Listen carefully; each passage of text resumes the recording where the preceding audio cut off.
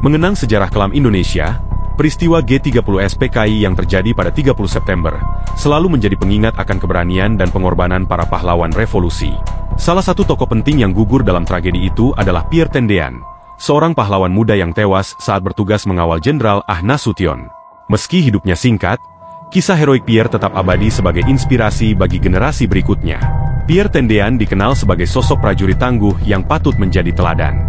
Dalam buku Sang Patriot, Kisah Seorang Pahlawan Revolusi, biografi resmi Pierre Tendean, disebutkan bahwa Pierre berhasil melaksanakan tugas berbahaya selama Operasi Dwi Korah, misi rahasia yang penuh risiko. Berikut adalah kisah heroik Pierre Tendean saat menjalankan misi intelijen.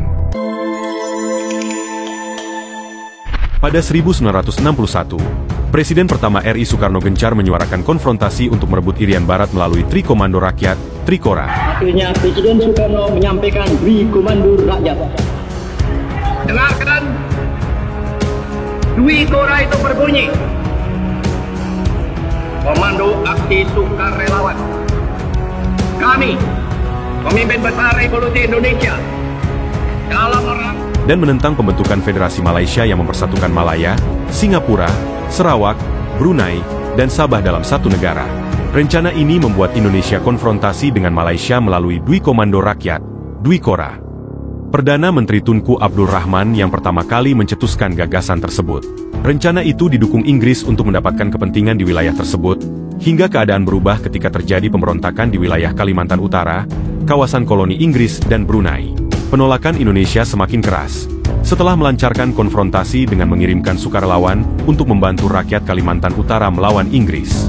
Pada situasi yang genting, Soekarno menyerukan Dwi Korah. Sejak itu, konfrontasi bersenjata di antara kedua belah pihak dimulai.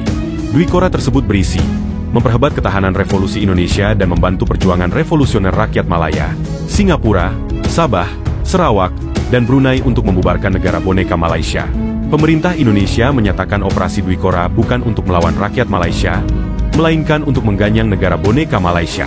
Pemerintah menyuplai untuk Tentara Nasional Kalimantan Utara, TNKU.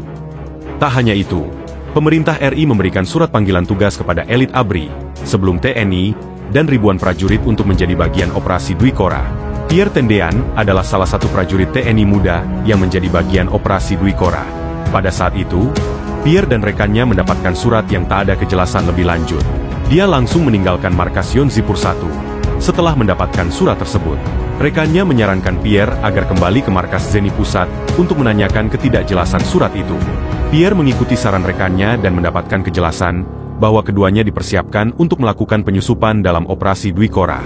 Pierre kerap dilibatkan dalam operasi penyusupan ke Malaysia dari Selat Panjang, Kepulauan Meranti, Riau. Tak ada fasilitas mewah yang diberikan ketika berada di negeri jiran itu. Hanya sebuah tenda yang dibekali untuk panggilan tugas dari Ibu Pertiwi.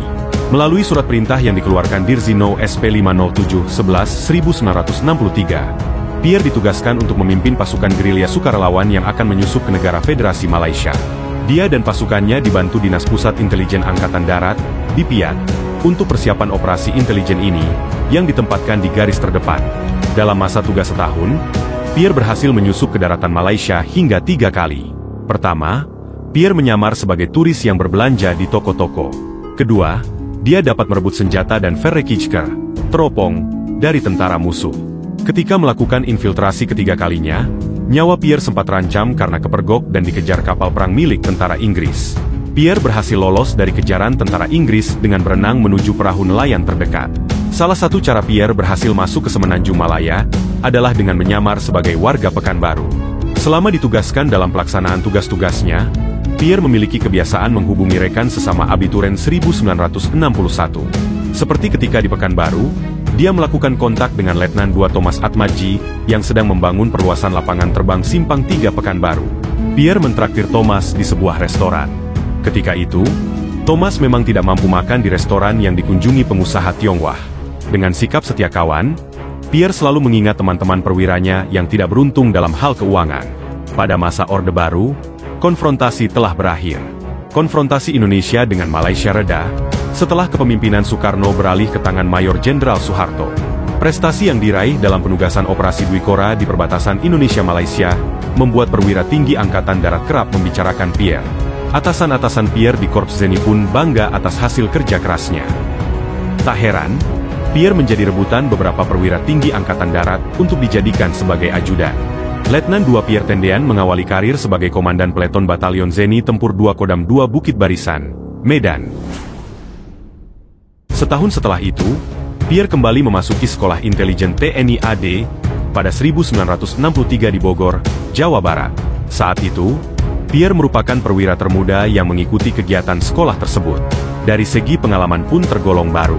Pierre Tendean dinilai memiliki kemampuan dan membuktikan untuk selalu melaksanakan tugas dengan hasil yang memuaskan.